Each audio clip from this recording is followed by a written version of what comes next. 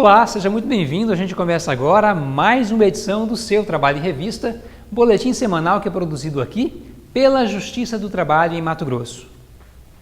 Na segunda reportagem da série Esporte é Trabalho, conheça os direitos trabalhistas dos jogadores e como os contratos de trabalho são assinados com os clubes. Será que o que vale para um trabalhador comum também se aplica ao mundo do futebol? É o que você confere agora no quadro Direto de Brasília.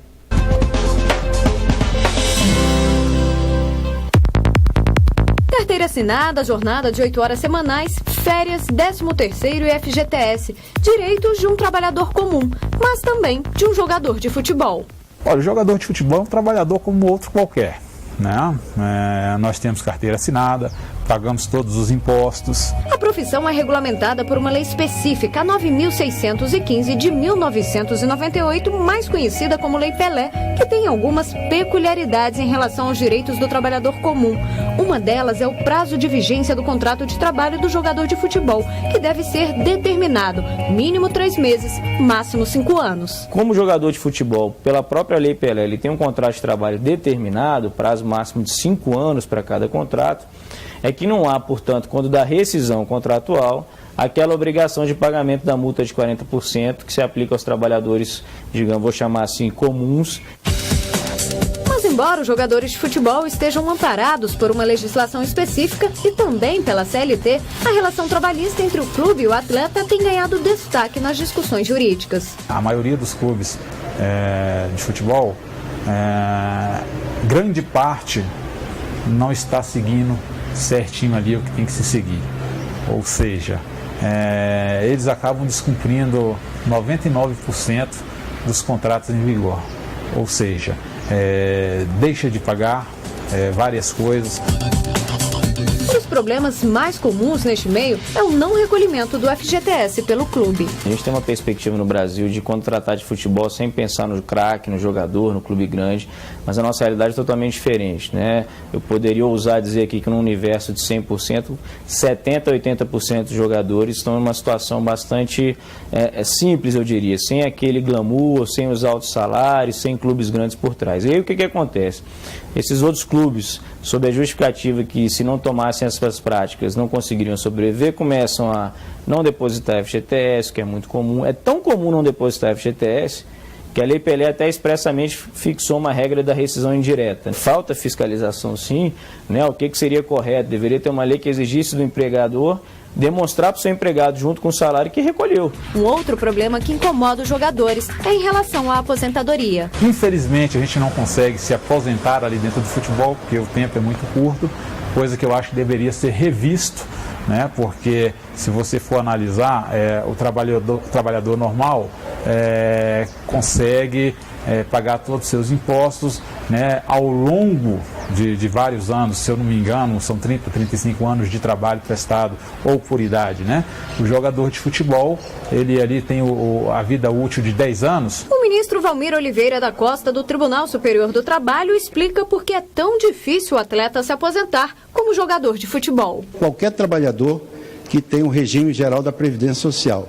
Porque acho que é quase impossível que um atleta profissional de futebol trabalhe durante 35 anos para poder se aposentar como jogador.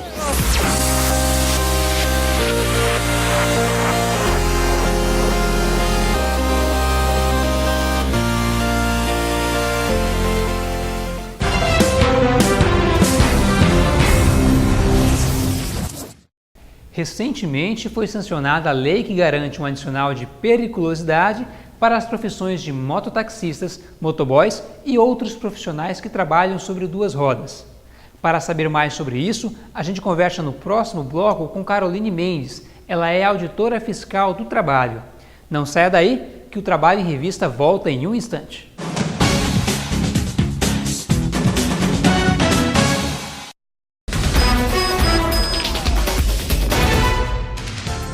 No trabalho também é lugar de cuidar da saúde. Ao invés de mais café, por que não um copo de água?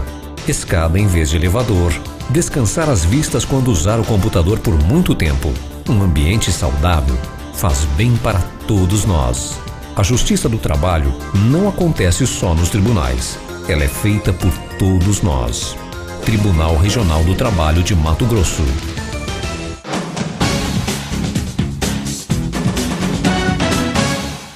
Voltamos com o programa Trabalho em Revista. Segundo o mapa da violência de 2013, o Brasil é o segundo no ranking de números de mortes em acidentes de moto, sendo 7 óbitos para cada 100 habitantes, perdendo apenas para o Paraguai. Esses dados preocupam ainda mais quando a quantidade de pessoas que trabalham sobre 2 rodas é crescente no país. De acordo com o Sindicato Nacional da categoria, o Brasil tem cerca de 2 milhões de profissionais que usam a moto como instrumento de serviço. Para tentar minimizar essa estatística, foi sancionada a lei que inclui pagamentos de adicional de periculosidade para esses profissionais. Para falar sobre esse e outros assuntos, recebemos a auditora fiscal do trabalho, Caroline Mendes. Tudo bem, Caroline? Seja bem-vinda. Tudo bem, muito obrigada. Caroline, o que muda a partir dessa lei que foi sancionada? Ela também tem que ser regulamentada pelo Ministério do Trabalho? Sim, o que muda é que a partir de junho de 2014 desse ano, quando foi publicada essa lei, todos aqueles empregados que trabalham com motocicleta, a partir de agora, têm direito ao pagamento do adicional de periculosidade de 30% sobre o seu salário básico. E, além disso, ele vai ter todos os reflexos desse pagamento em outras verbas salariais, como, por exemplo, o reflexo no FGTS, no recolhimento da Previdência Social, 13º, férias, etc. Ou seja, o encargo para o empregador passa a ser maior. Passa a ser maior. O único problema que nós temos aqui é que a inclusão desse direito do trabalhador na CLT, ela ainda precisa de regulamentação. É isso que prevê o artigo 193 da CLT. E como essa regulamentação ainda não aconteceu, essa regulamentação deve ser feita pelo Ministério do Trabalho, porém, como ela ainda não ocorreu, nós não temos como exigir das empresas o pagamento do adicional de periculosidade neste momento. Há uma previsão, um prazo para que ela seja regulamentada? Ainda não há um prazo, depende da categoria lutar, de se reunir com o Congresso Nacional, enfim. Para você ter uma ideia, quando foi publicado o direito ao pagamento do adicional de periculosidade para os vigilantes, que foi no final de 2012, a regulamentação saiu apenas um ano depois, no final de 2013. Como os encargos passam a ser maiores, né? Como você falou, né? Não é só o adicional, né? Isso pode acontecer de que os trabalhadores, que a quantidade de trabalhadores informais aumente nesse setor? É provável que sim, porque a partir de agora os empregadores terão um encargo muito maior. Isso vai ter um reflexo na folha de pagamento considerável, porque 30% em cima do salário base, mais os seus reflexos, né? É provável que sim. Mas o Ministério do Trabalho está atento a isso. Nós já esperamos que haja uma informalidade, um número de empregos informais neste setor para esses empregados. Nós estaremos atentos para combater essa informalidade e cada vez mais inserir os empregados no mercado de trabalho formal. Ou seja, quando regulamentada, além de tentar combater essa informalidade, além de tentar primeiro acompanhar e fiscalizar o uso dos equipamentos necessários, né? Vai ter que combater também essa informalidade, é isso? Sim, o Ministério do Trabalho tem um foco muito amplo, né? Uhum. Desde a formalidade, da entrada dos trabalhadores no mercado formal, como também o foco da saúde e segurança do trabalhador, que para aqueles que trabalham com motocicletas nós sabemos que o número de acidentes são muito maiores, né? Então o Ministério do Trabalho vai trabalhar em cima disso para fiscalizar todos esses aspectos que envolvem tanto o âmbito salarial e empregatício desse empregado que trabalha com motocicleta, como também sua saúde e sua segurança. Como que vocês avaliam essa lei? É um ganho para a categoria? Com certeza, é um ganho. Na verdade, esses empregados, nós sabemos que eles estão muito sujeitos a riscos de acidentes. Então, o pagamento do adicional de periculosidade eu vejo como se fosse uma tentativa de compensar todos os riscos aos quais essa categoria está exposta. É uma maneira de compensar todo esse risco de morte e de acidente. O próprio senador, que foi o relator do projeto de lei que deu origem a essa lei, Ele disse nos seus dados que a cada 20 minutos ocorre uma morte de um trabalhador no nosso país, uma morte de um trabalhador de motocicleta. Então, com certeza, essa lei vai gerar um impacto muito grande para que mude essa realidade. Em Mato Grosso, a estatística também não é muito diferente, né? Sim, em Mato Grosso também. Nós vemos que a cada vez mais vários empregados estão sendo contratados como motoboys, motofretistas, motoentregadores e, com certeza, esses números, quanto mais motos no nosso trânsito, sem a devida preocupação com a segurança do trabalhador, mais acidentes nós teremos. Agora, essa lei, ela pode esbarrar em algum interpério? Ela pode esbarrar, ela tem alguma coisa que não foi muito bem fechada nessa lei sancionada pela presidente?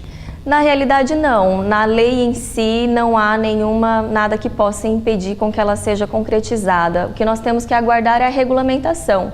A regulamentação da lei é quem vai dizer quem são esses empregados, quem são eles, em que âmbito de atuação que eles vão se enquadrar nesse direito ao pagamento do adicional de periculosidade. Então, é a regulamentação que vai ser muito importante para definir a categoria e eliminar qualquer tipo de dúvida quanto a esse direito. Então, refrisando, por enquanto, por parte da Superintendência Regional do Trabalho, não tem o que se fazer, né?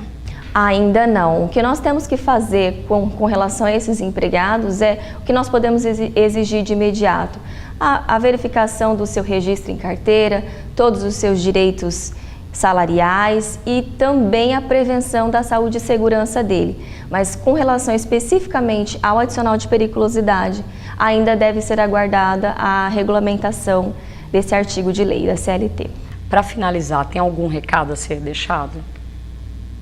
O recado é que as empresas que contratam esses empregados, elas, na verdade, quando foi regulamentada, quando foi publicada essa lei, já foi no intuito de voltar um pouco mais a atenção da empresa para esse empregado, para esse trabalhador, porque realmente é ele quem está sujeito a sua segurança está totalmente